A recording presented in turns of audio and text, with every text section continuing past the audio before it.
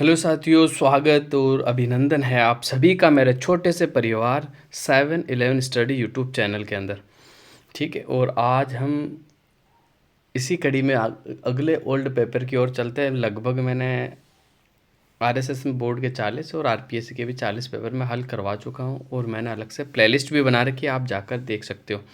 तो आज जो पेपर हल करने वाले हैं वो कनिष्ठ वैज्ञानिक सहायक 2019 वाला, जो कि बायोलॉजी का था, जिसमें राजस्थान के 30 क्वेश्चन पूछे गए थे राजस्थान जीके से संबंधित। तो वो 30 क्वेश्चन अपन हल करने वाले हैं।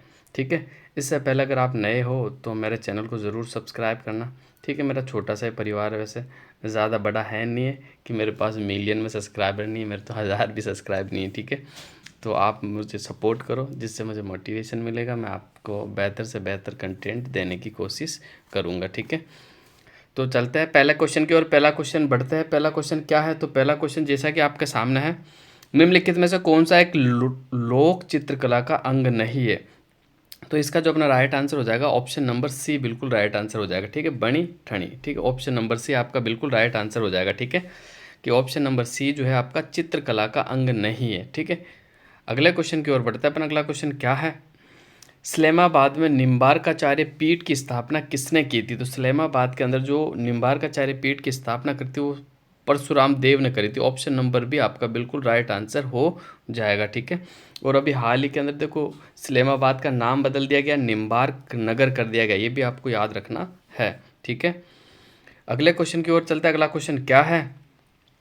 तो निम्नलिखित में से किस स्थल से जाख बाबा प्रतिमा प्राप्त हुई है, ये आपको बताना है। तो क्वेश्चन नंबर थर्ड का जो अपना सही आंसर हो जाएगा नौ भरतपुर से। ठीक है, नौ भरतपुर से। नौ सभ्यता कहाँ मिली है? भरतपुर से, यहाँ से जाख बाबा की प्रतिमा मिली है। ठीक है, आपको याद रखना है।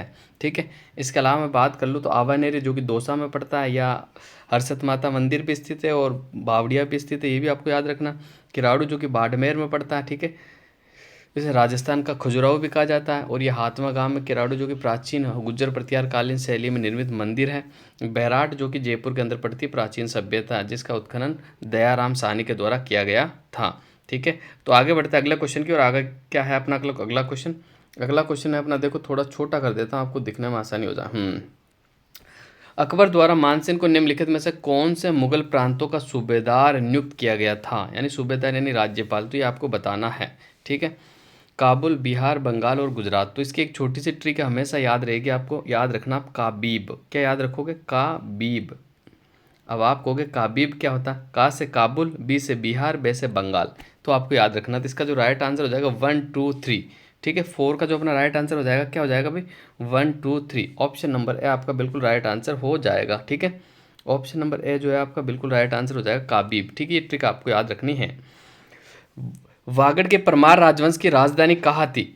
वागड़ के परमार राजवंश की राजधानी कहाँ थी? तो 5 का जो अपना राइट आंसर हो जाएगा बिल्कुल अर्थूणा बांसवाड़ा के अंदर। ठीक है, अर्थूणा थी भाई, क्या थी? अर्थूणा, जो कि बांसवाड़ा में पड़ता है। ये वागड़ के परमारों की राजधानी रही। ठीक है, बांसवाड़ा को 100 द्वीपों का शहर भी कहा जाता है, ये भी आपको याद रखना है। ठीक है, बांसवाड़ा को जगमाल सिंह ने बसाया था, ये भी आपको याद रखना है। ठीक है, तो अगले क्वेश्चन की ओर बढ़ता है। अगला क्वेश्चन क्या है? क्वेश्चन नंबर 6 की ओर आता है अपन।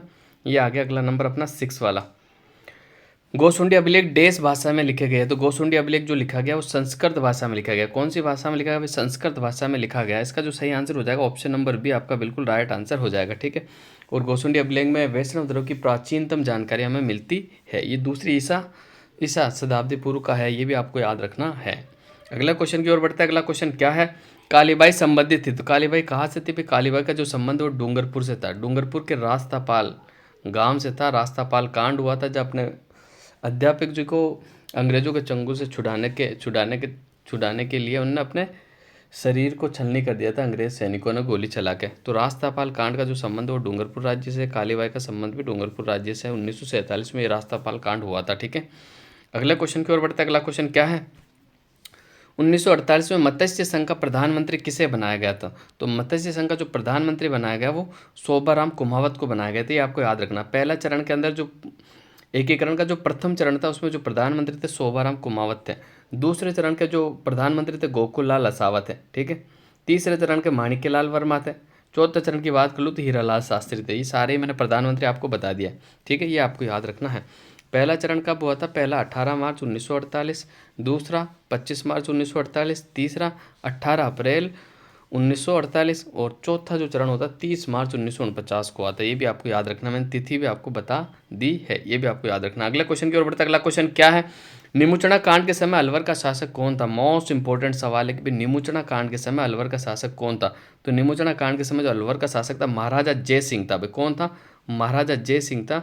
निमुचना हत्याकांड के अंदर जो कि महात्मा गांधी ने इसे दूसरा जलियांवाला बाग हत्याकांड की वो संज्ञा भी दी है, ये भी अब आपको याद रखना। और कब हुआ था ये, बिल्कुल कब हुआ था, 1925 में हुआ था, ये आपको याद रखना। ठीक है, कब हुआ था, 1925 में हुआ था, ये भी आपको याद रखना है। अगला क्वेश्चन की ओर बढ़ता है। अगला क्वेश्चन क्या है, तो अगला क्वेश्चन आपके सामने क्वेश्चन नंबर 10, राजस्थान की कौन सी देशी रियासत ने ब्रिटिश सरकार के साथ सबसे अंत में प्रत्यर्पण संधि की थी। वापस एक बार सवाल पढ़ते हैं अच्छे से। राजस्थान की कौन सी देशी रियासत ने ब्रिटिश सरकार के साथ सबसे अंत में प्रत्यर्पण संधि की थी। तो वो सिरोही ने की थी। किसने की थी भाई, सिरोही ने की थी। कब की थी, ये भी आपको याद रखना, बार बार सवाल पूछा जाता। ठीक है, 1823 में की थी। जब 23 में की थी तो यहाँ का शासक कौन था, शिव सिंह यहाँ का शासक था। कौन था भाई, शिव सिंह यहाँ का शासक था। ये भी आपको याद रखना है, बहुत इंपॉर्टेंट तथ्य है, बार बार पूछा जाता है, आपको याद रखना है। ठीक है, अगला क्वेश्चन की ओर बढ़ते हैं गाइस। तो क्वेश्चन नंबर 11 आपके सामने है, भवानी शाही शर्मा राजस्थान के स्वतंत्रता सेनानी संबंधित है। तो इनका जो संबंध है वो कौन से जिले से है, ये आपको बताना। तो भवानी शाही शर्मा का जो संबंध वो अलवर से है। कहाँ से भाई, ऑप्शन नंबर ए आपका बिल्कुल राइट आंसर हो जाएगा। अगले क्वेश्चन की ओर बढ़ते हैं। अगला क्वेश्चन क्या, पर्यटन स्थल अचलगढ़ स्थित है। तो अचलगढ़ कहाँ स्थित है, सिरोही के अंदर स्थित, आपको याद रखना है।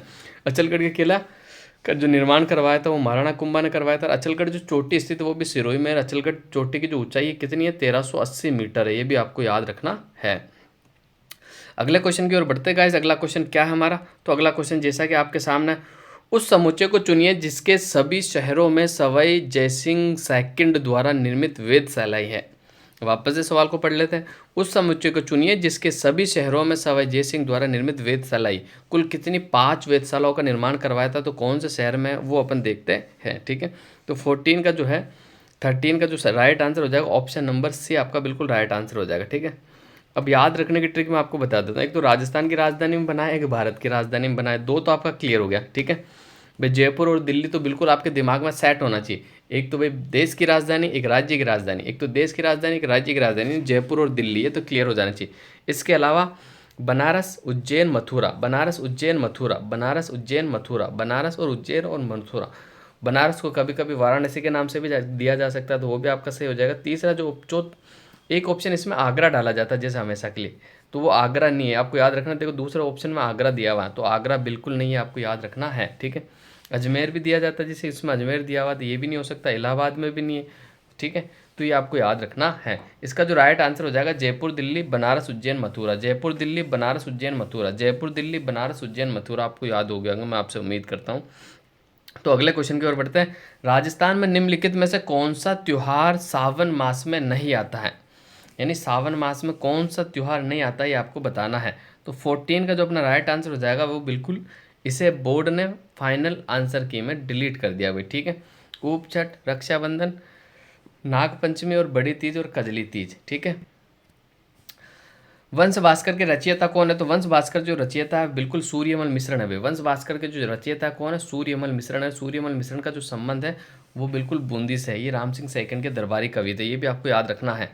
अगले क्वेश्चन की ओर बढ़ते हैं। अगला क्वेश्चन क्या है, तो अगला क्वेश्चन आपके सामने है बिल्कुल, ये रहा क्वेश्चन नंबर 16, निम्नलिखित में से कौन सा बीड़ी वृक्ष बीड़ी बनाने के काम आता है। तो इसका जो सही आंसर हो जाएगा बिल्कुल ऑप्शन नंबर ए हो जाएगा। तेंदू का जो वृक्ष होता है वो बीड़ी बनाने के काम आता है। तेंदू के पत्ते का राष्ट्रीयकरण कब हुआ था, ये तथ्य आपको याद रखना है। एक बार ये सवाल पूछा गया था आरएसएसबी बोर्ड के द्वारा कि 1974 में इसका तेंदू के पत्ते का राष्ट्रीयकरण हुआ था।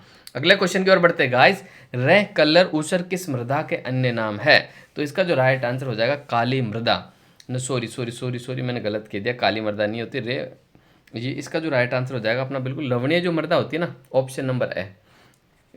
लवणीय जो मृदा होती है उसे रे भी कहते हैं, कलर भी कहते हैं, और ऊसर मृदा के नाम से भी जाना जाता है, क्योंकि ये अनउपजाऊ मिट्टी होती है। जहाँ जहाँ लवणीय मृदा पाई जाती है वह फसल नहीं होती, वह घास भी नहीं होती, ये भी आपको याद रखना। ठीक है, काली मृदा क्या होती है, जैसे मैंने आपको बता दिया हाड़ौती के पठार में मध्यम काली मिट्टी पाई जाती है। और जलोढ़ मृदा की बात करते हो तो पूर्वी मैदान के अंदर जलोढ़ मृदा पाई जाती है। लाल लोमी मृदा या लाल मृदा की मैं बात करता हूँ तो नीचे वाला राजस्थान का जो दक्षिणी एरिया है ना, दक्षिणी क्षेत्र जैसे डूंगरपुर, बांसवाड़ा, उदयपुर में, ठीक है, ये लाल लोमी मृदा पाई जाती है। अगले क्वेश्चन की ओर बढ़ते हैं गाइस। अगला क्वेश्चन क्या है, राजस्थान में मावट का स्थानीय नाम क्या है? तो राजस्थान में जो मावट का स्थानीय नाम है वो शीतकालीन वर्षा है, ये आपको याद रखना, ठीक है।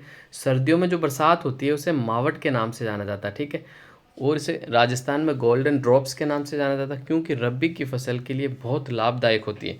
रबी की फसल के लिए ये बहुत लाभदायक होती है, इसलिए इसे शीतकालीन वर्षा के नाम से जाना जाता है, ठीक है। ये भी आज तथ्य आपको याद रखना है।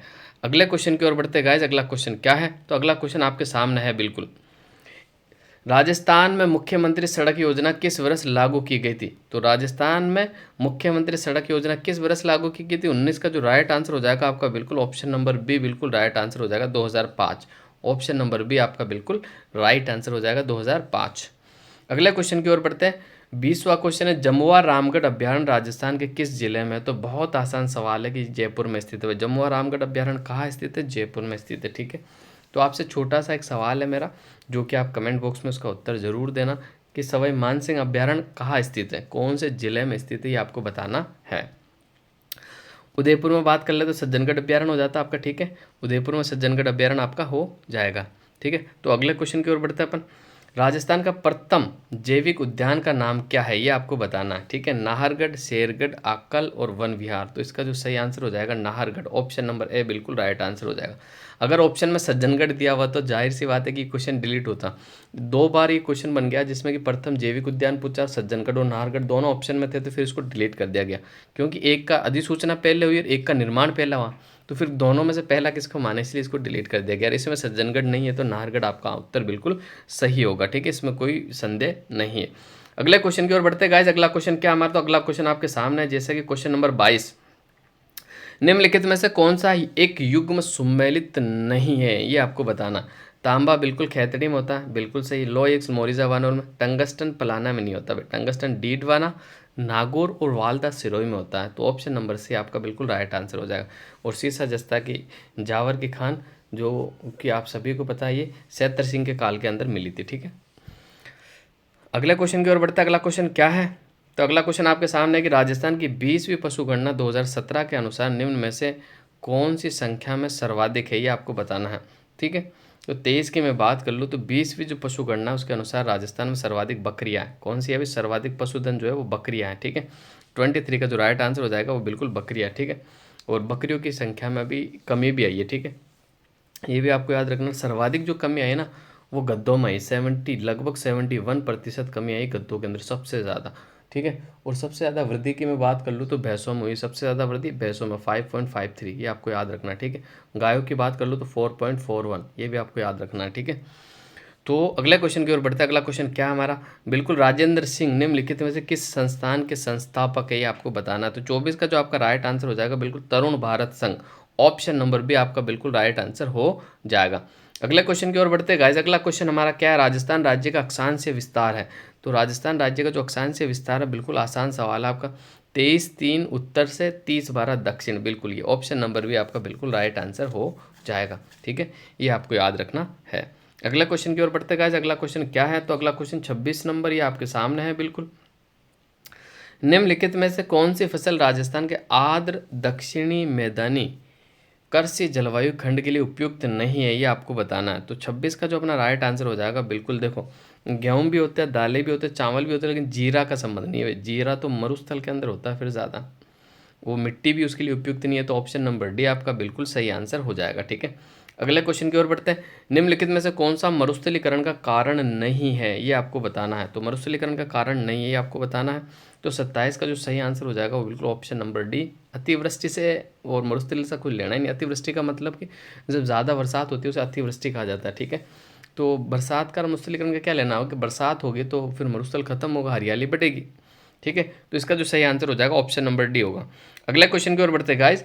निम्नलिखित में से कौन सी लिफ्ट नहर इंदिरा गांधी नहर पर बनाई गई पहली लिफ्ट नहर थी? तो 28 का अपना जो सही आंसर हो जाएगा बिल्कुल, सबसे पहले जो लिफ्ट नहर बनाई गई थी वो कंवरसेन लिफ्ट नहर बनाई गई थी, ठीक है।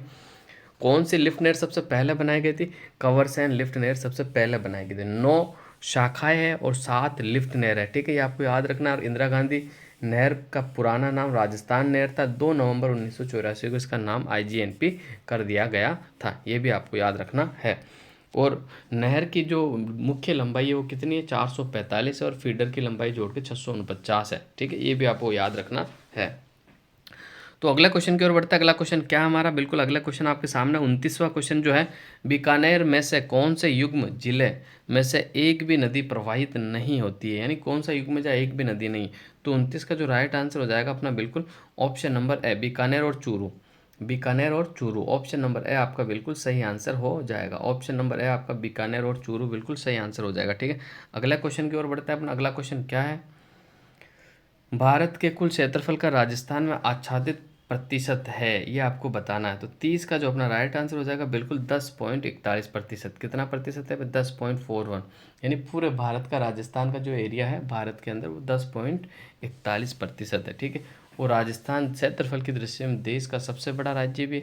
राजस्थान का क्षेत्रफल 3,42,239 वर्ग किलोमीटर है।